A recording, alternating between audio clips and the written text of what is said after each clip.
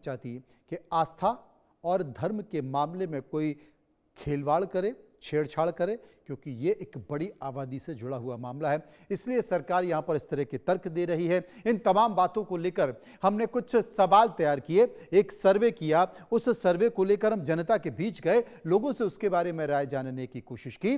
जो राय निकल कर आई वो आपके सामने। सर्वे का पहला सवाल जो हमने पूछा, वो पहला सवाल कि क्या धार्मिक स्थलों के रीत रिवाजों में अदालतों की कड़ी नजर होनी चाहिए, बदलाव होना चाहिए।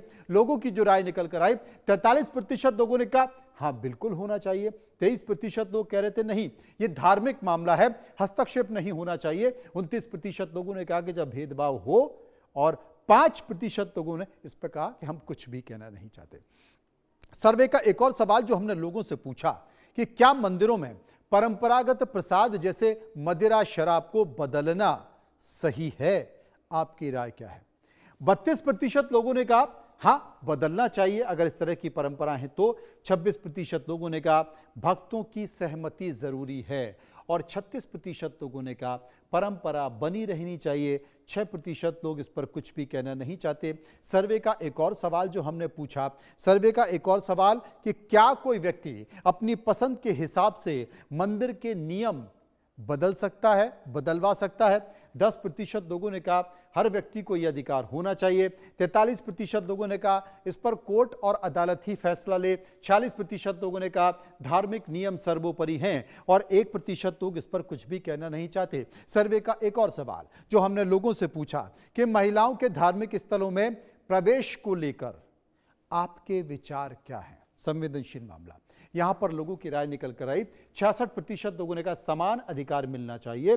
16% लोगों ने कहा धर्म के अनुसार अलग अलग नियम हैं। 18% लोग बोल रहे थे कि परंपरा से प्रवेश होना चाहिए, और जो ना कहने वाले लोग हैं या कुछ भी नहीं कहना चाहते, उनमें कोई भी राय नहीं थी। पांचवा सवाल जो हमने लोगों से पूछा कि अगर धर्म और बराबरी के अधिकार में टकराव हो तो फिर क्या होना चाहिए? धर्म और बराबरी के अधिकार में टकराव हो तो क्या कहना चाहिए? धार्मिक स्वतंत्रता। 12% लोगों ने कहा। 27% लोगों ने कहा जनाब संतुलन होना चाहिए, संतुलन से अच्छी कोई चीज नहीं है। 26% लोग समानता के अधिकार की बात कर रहे थे, और 5% लोग इस पर कुछ भी नहीं कहना चाहते। ये 5 सवाल हमने लोगों से पूछे, जिन्होंने लोगों ने जवाब भी इस पर दिए। अब विस्तार से चर्चा कर लेते हैं, समझने की कोशिश करते हैं। महंत नवल किशोर दास, प्रवक्ता अखाड़ा परिषद, हमारे साथ जुड़ेंगे। स्वामी आनंद स्वरूप पीठाधीश्वर शांभवी पीठ हमारे साथ मौजूद हैं। इसके साथ साथ आचार्य राज मिश्रा, हिंदू धर्म गुरु, हमारे साथ मौजूद हैं। Ashwani Dubey, advocate supreme court, हमारे साथ मौजूद हैं। सबसे पहले मैं अश्वनी दुबे के पास चलूंगा, जानने की कोशिश करूंगा, क्योंकि बहुत संवेदनशील मामला है और अदालत में चल रहा है। अदालत में सुप्रीम कोर्ट संकेत कुछ और दे रही है, सरकार संकेत कुछ और दे रही है, लेकिन इन संकेतों के बीच क्या कुछ निकल कर आ रहा है, संकेत कैसे हैं? सबसे पहले अश्वनी दुबे के पास मैं चलूंगा। अश्वनी जी, क्या कहें? पूरी कहानी सबरीमाला मंदिर को लेकर है, उसके इर्द गिर्द घूम रही है, और अदालत ऐसा लगता है कि शायद महिलाओं का प्रवेश कर दे या अनुमति दे कि भाई महिलाओं को भी प्रवेश होना चाहिए। लेकिन सरकार ने आज बात प्रसाद की कर दी, सरकार ने बात आज शराब की कर दी। अब क्या? मनोज जी, मामला किसी एक जेंडर के या पक्ष या विपक्ष का नहीं है। मामला धार्मिक परंपराओं और आस्था से जुड़ा हुआ है। देश में कई ऐसे मंदिर हैं जहां पुरुषों के प्रवेश पर भी प्रतिबंध है, उन्हें भी विशेष परंपराओं का पालन करना पड़ता है। जैसे केरल का कोट्टन कुलंगरा श्रीदेवी मंदिर, उसमें पुरुष पारंपरिक रूप से महिलाओं की तरह साड़ी पहनकर जाते हैं, पूजा करते हैं। परंपरा ये सदियों से चली आ रही है, और धार्मिक स्थल की अपनी अलग परंपराएं होती हैं जिनको एक नजरिए से नहीं देखा जा सकता। दूसरा, ये जो पूरा विवाद है मनोज भाई, वो ये अहम विवाद के पीछे जो याचिका करता है वो इंडियन यंग लॉयर्स एसोसिएशन है, जो इस मामले को अदालत तक लेकर के गए। ये स्वयं इस आस्था के अनुयायी नहीं है।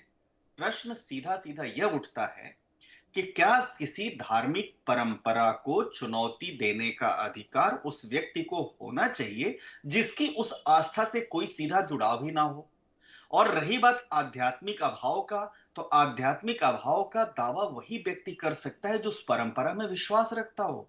तो जनहित याचिका के माध्यम से अदालत में जा करके आप एक नया फैसला कॉन्स्टिट्यूशनल मोरालिटी का दे देते हैं और जिसमें कहते हैं सबको वहां जाने का अधिकार, आप इग्नोर करते हुए कि सदियों से एक ऐसी परंपरा चली आ रही है जहां एक पर्टिकुलर क्लास को उस सब कुछ समय के लिए प्रतिबंधित किया जाता है। आप याद करिए मनोज भाई, जिस जी। समय सुप्रीम कोर्ट का ये जजमेंट आया था, सुप्रीम कोर्ट के उस जजमेंट के बाद पूरे केरल ही पूरे देश में व्यापक स्तर पर विरोध प्रदर्शन शुरू हुआ और विरोध प्रदर्शन जो अब लॉर्ड अयप्पा की डिवोटी महिलाएं थी, उन्होंने खुद विरोध करते हुए कहा कि हम नहीं जाना चाहते वहां, हमारी विशेष को हमारे पति या हमारे बच्चे अपने कंधे पर टांग करके लेकर के वहां जाते हैं, हम खुद नहीं जाना चाहते, तो कोर्ट कैसे कॉन्स्टिट्यूशनल इंटीग्रेशन या कॉन्स्टिट्यूशनल मोरालिटी के नाम पर अनुच्छेद 25 के अनुसार जो है हर किसी को इजाजत दे सकती है। दूसरा, संविधान के अनुच्छेद 25 और 26 के तहत धार्मिक अधिकारों की सुरक्षा के लिए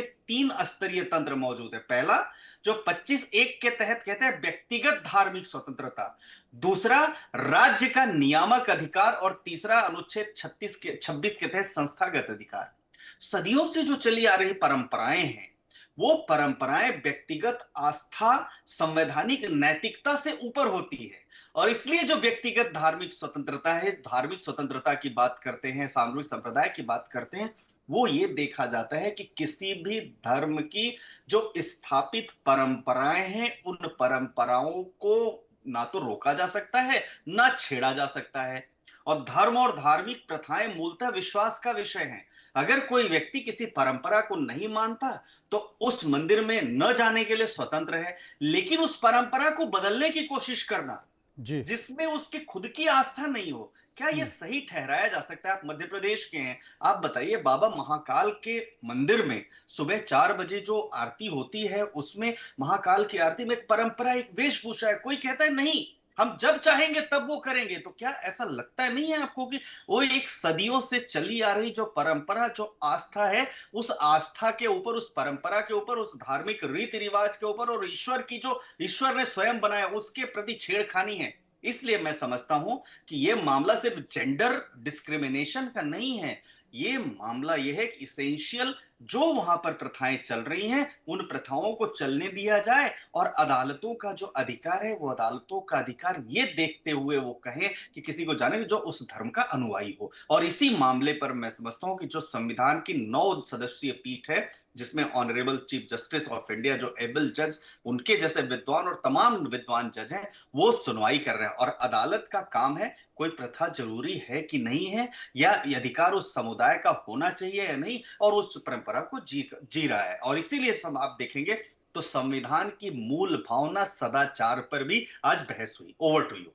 संविधान की मूल भावना सदाचार पर आज कोर्ट में बहस हुई। मेरे साथ आनंद स्वरूप हैं, पीठाधीश्वर सांभवी पीठ के।